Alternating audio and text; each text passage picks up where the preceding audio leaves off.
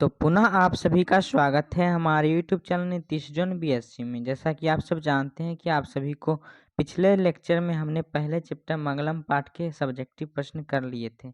आज हम अगले चैप्टर पाटलिपुत्र वैभवम के सब्जेक्टिव प्रश्न देखने जा रहे हैं, जो आपके बोर्ड के हिसाब से काफ़ी महत्वपूर्ण चैप्टर है। तो देखते हैं इसके पहला प्रश्न जो कि सब्जेक्टिव प्रश्न है, काफ़ी महत्वपूर्ण प्रश्न है। चंद्रगुप्त मौर्य के काल में पाटलिपुत्र की रक्षा व्यवस्था कैसी थी? देखते हैं इसके उत्तर। चंद्रगुप्त मौर्य के काल में पाटलिपुत्र की रक्षा व्यवस्था अत्यंत उत्कृष्ट थी, जिसका विवरण यूनानी राजदूत मेगास्थनीज ने अपने संस्मरण में लिखा है। अब चलते हैं अगले प्रश्न की ओर। अगला प्रश्न आपके बोर्ड के एग्जाम में काफ़ी बार पूछा गया प्रश्न है। देखते हैं प्रश्न। राजशेखर ने पटना के संबंध में क्या लिखा है? अथवा आपको यह भी प्रश्न पूछा जा सकता है, राजशेखर ने पटना को किन रूप में स्मरण किया है? देखते हैं इसके उत्तर। राजशेखर ने अपने पुस्तक काव्य मीमांसा में लिखा है कि पाटलिपुत्र शिक्षा का एक प्राचीन केंद्र था। यहाँ अनेक संस्कृत विद्वान हुए हैं। यहाँ पाणिनि, पिंगल, पतंजलि आदि की परीक्षा ली गई थी। यह प्रश्न आपके बोर्ड के हिसाब से काफ़ी महत्वपूर्ण प्रश्न है। अब चलते हैं अगले प्रश्न की ओर। अगला प्रश्न कहता है, जो कि काफ़ी बार पूछा गया प्रश्न है, जो कि ऑब्जेक्टिव प्रश्न में भी पूछ लिए जाते हैं। प्राचीन संस्कृत ग्रंथों में वर्णित पटना के विभिन्न नामों का उल्लेख करें। देखते हैं इसके उत्तर। प्राचीन संस्कृत ग्रंथों में वर्णित पटना के विभिन्न नाम इस प्रकार हैं: पाटलिपुत्र, पुष्पपुर, कुसुमपुर इत्यादि। ये सब जो है पटना का पुराना नाम है। अब चलते हैं चौथे प्रश्न की ओर। चौथा प्रश्न आपके बोर्ड के हिसाब से काफ़ी महत्वपूर्ण प्रश्न है। देखते हैं प्रश्न। पटना के मुख्य दर्शनीय स्थलों का नाम उल्लेख करें। तो देखते हैं दर्शनीय स्थल कौन कौन है पटना के। तो पहला जो हो जाएगा दर्शनीय स्थल गोलघर, तारामंडल, जैविक उद्यान, उच्च न्यायालय, सचिवालय, गुरुद्वारा आदि पटना के मुख्य दर्शनीय स्थल हैं। अब चलते हैं पांचवें प्रश्न की ओर। पांचवा प्रश्न जो कि काफ़ी महत्वपूर्ण प्रश्न है। देखते हैं पांचवा प्रश्न। भगवान बुद्ध ने पाटलिग्राम के बारे में क्या कहा था? अथवा आपको यह भी प्रश्न पूछा जा सकता है, भगवान बुद्ध ने पटना के संबंध में क्या कहा था? देखते हैं इसके उत्तर। भगवान बुद्ध प्राचीन काल में अनेक बार पाटलिग्राम आए थे। यहाँ आकर इस गांव के महत्व को बढ़ाया था और उसी समय उन्होंने कहा था, यह गांव कालांतर में एक दिन महानगर होगा, परंतु इस नगर को आग, पानी और युद्ध का भय सदा बना रहेगा। अब चलते हैं अगले प्रश्न की ओर। अगला प्रश्न देखते हैं। अगला प्रश्न काफी महत्वपूर्ण प्रश्न है। अगला प्रश्न कहता है, पाटलिपुत्र नगर के वैभव का वर्णन करें।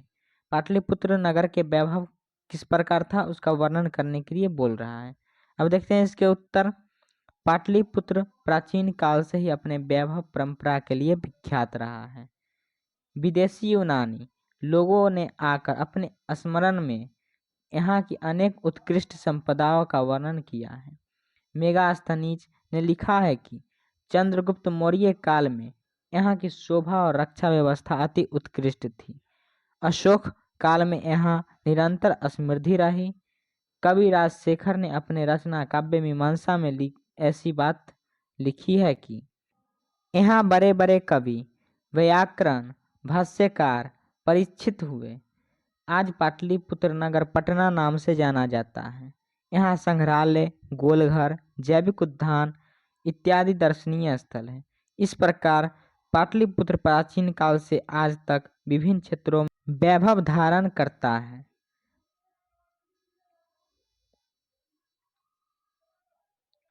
जिसका संकलित रूप संग्रहालय में देखने योग्य है।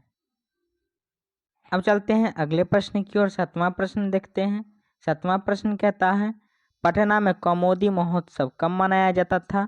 देखते हैं इसके उत्तर। पाटलिपुत्र में शरद काल में कौमुदी महोत्सव मनाया जाता था। इस समारोह का विशेष प्रचलन गुप्त काल के शासन काल में था। यह प्रश्न भी आपके बोर्ड के हिसाब से काफी महत्वपूर्ण प्रश्न है। इस चैप्टर में जितने सारे प्रश्न हैं वो काफी महत्वपूर्ण प्रश्न हैं, उसे आप याद रखिएगा। अब चलते हैं आठवें प्रश्न की ओर। आठवां प्रश्न कहता है, दामोदर गुप्त ने पटना के संबंध में क्या लिखा है?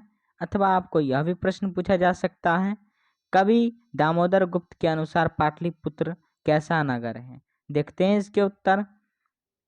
कवि दामोदर गुप्त के अनुसार पाटलिपुत्र अथवा पटना महानगर पृथ्वी पर बसे नगरों में श्रेष्ठ है। यहाँ सरस्वती के वंशज यानी विद्वान लोग बसते हैं। कवि ने इस नगर की तुलना इंद्र की भरी पूरी नगरों में की है। अब चलते हैं 9वें प्रश्न की ओर। 9वां प्रश्न भी काफी महत्वपूर्ण प्रश्न है, जो कि रिपीटेड प्रश्न है। देखते हैं 9वां प्रश्न। प्राचीन ग्रंथों में पटना के कौन कौन से नाम मिलते हैं? यह प्रश्न पहले भी करा दिया गया है, इसका फिर से रिपीटेड प्रश्न है। प्राचीन नगरों में पटना के नाम पुष्पुर, कुसुमपुर, पाटलिपुत्र इत्यादि मिलते हैं। अब चलते हैं 10वें प्रश्न की ओर। 10वां प्रश्न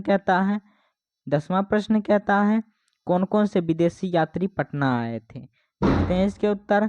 मेगास्थनीज, फाहियान, वेनसांग और इत्सिंग इत्यादि जो विदेशी यात्री थे वो पटना आए थे।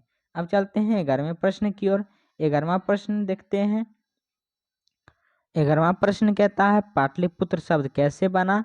पाटलिपुत्र शब्द कैसे बना था? देखते हैं इसके उत्तर। पाटलिग्राम शब्द से पाटलिपुत्र बना।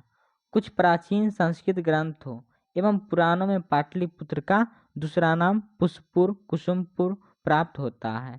अब चलते हैं 12वें प्रश्न की ओर। 12वां प्रश्न देखते हैं। 12वां प्रश्न कहता है पाटलिपुत्र वैभवम पाठ के आधार पर पटना के वैभव का वर्णन 5 वाक्य में करें।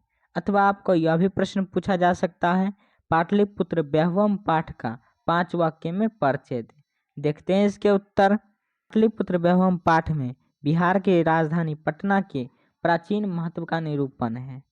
ऐतिहासिक परंपरा से आधुनिक राजधानी के प्रसिद्ध स्थलों का निरूपण किया गया है। चंद्रगुप्त मौर्य के समय यहाँ की शोभा तथा रक्षा व्यवस्था उत्कृष्ट थी। अशोक के समय यहाँ समृद्धि थी। यहाँ बड़े बड़े कवि, व्याकरण, भाष्यकार परीक्षित हुए और संग्रहालय, गोलघर, जैविक उद्यान इत्यादि दर्शनीय स्थल हैं। यह प्रश्न भी काफी महत्वपूर्ण प्रश्न था।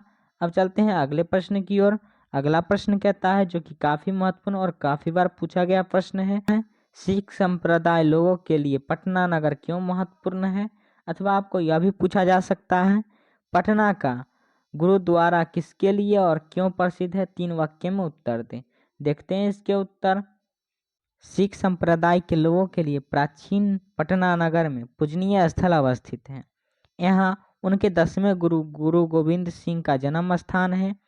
यह स्थल गुरुद्वारा के नाम से जाना जाता है। अब चलते हैं 14वें प्रश्न की ओर। 14वां प्रश्न भी काफी बार पूछा गया प्रश्न है। 14वां प्रश्न कहता है चंद्रगुप्त मौर्य तथा अशोक के समय पाटलिपुत्र कैसा नगर था? देखते हैं इसके उत्तर। चंद्रगुप्त मौर्य के समय पाटलिपुत्र की रक्षा व्यवस्था काफी मजबूत थी। यह सुंदर नगर था। अशोक के शासन काल में इस नगर का वैभव और अधिक समृद्ध हुआ। अब चलते हैं 15वें प्रश्न की ओर। 15वां प्रश्न कहता है, 15वां प्रश्न भी काफी महत्वपूर्ण प्रश्न है। 15वां प्रश्न कहता है लेखक पाटलिपुत्र वैभव पाठ से हमें क्या संदेश देना चाहते हैं? देखते हैं इसके उत्तर। लेखक का कहना है कि प्राचीन काल में पाटलिपुत्र एक महान नगर था। यहाँ शिक्षा, वैभव और समृद्धि थी। मध्यकाल में इसकी स्थिति ठीक नहीं थी।